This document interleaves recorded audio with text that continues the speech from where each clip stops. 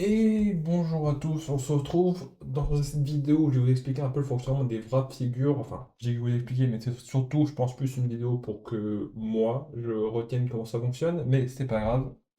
Donc, alors je suis en train de travailler toujours sur ma traduction, vous pouvez le voir sur mon GitHub si vous voulez, le lien dans la description, si vous voulez, si ça intéresse quelqu'un.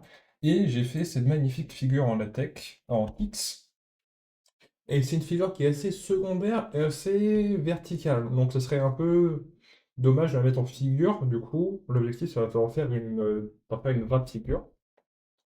Tout est dans mon GitHub. Si vous voulez le code pour refaire. Et donc, ce que je voudrais, c'est faire l'insérer un peu avant, on va dire ici. Donc, ça serait bien qu'elle se mette sur la droite ici, parce qu'il y a de la place, etc. Ça serait intéressant. Donc, comment est-ce qu'on fait une vraie figure? C'est très simple.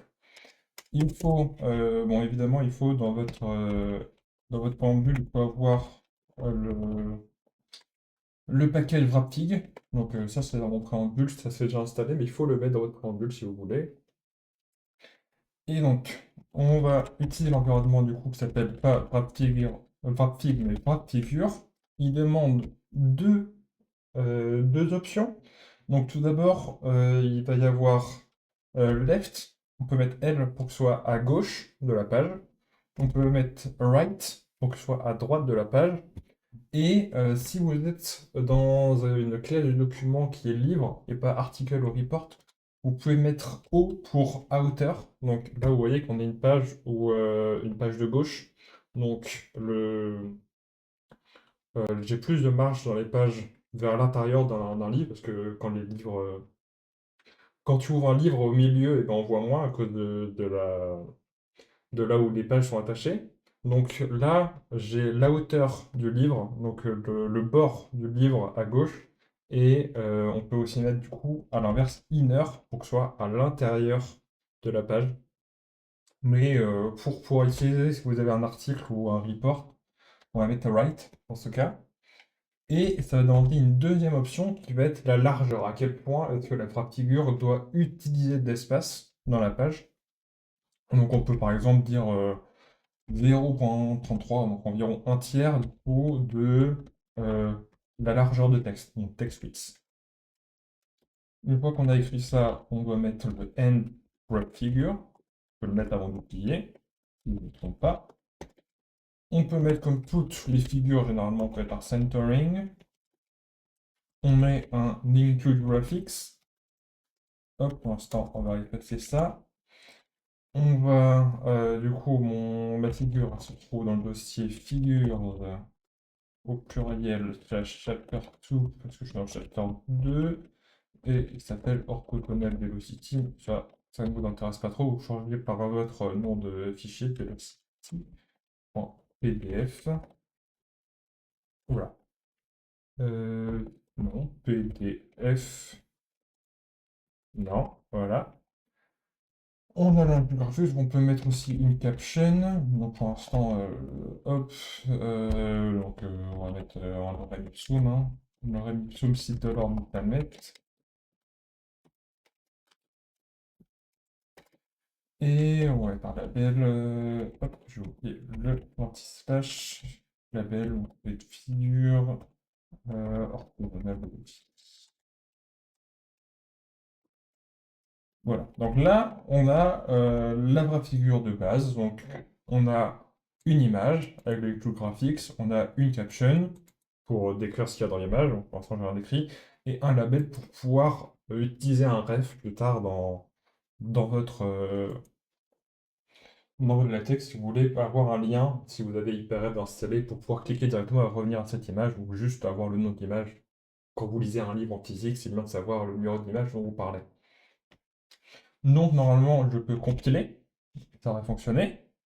Voilà. Et là, on voit, je vais zoomer, hop, on voit qu'il y a un problème. Déjà, il y a deux problèmes. Un, la figure, elle dépasse de la page. Là, on voit le bas de la page et la figure dedans. Donc ça, c'est un problème. Et on voit aussi qu'il y a du texte qui se superpose à la page. Et ça, c'est un problème que j'ai eu très souvent, très très souvent dans ce dossier, et j'ai réussi à résoudre que récemment. En fait, le problème, c'est ça vient de, du coup, on voit cette ligne, hop, on peut revenir en texte, et c'est cette ligne le problème. C'est cette ligne qui dépasse, c'est cette phrase qui est assez longue, et on pourrait se dire que pourquoi est-ce qu'il n'y a pas de line break automatique? C'est parce que j'ai voulu qu'il n'y ait pas d'indentation après mon équation. Donc le principe, c'est que c'est un paragraphe. Donc on a tout un développement mathématique, je ne vais pas vous le détailler. On a un développement mathématique qui fait que les équations se suivent dans le texte. Et donc ce n'est pas un paragraphe différent, et donc je ne voulais pas qu'il y ait d'indentation pour montrer qu'il y a toujours un lien avec l'équation suivante.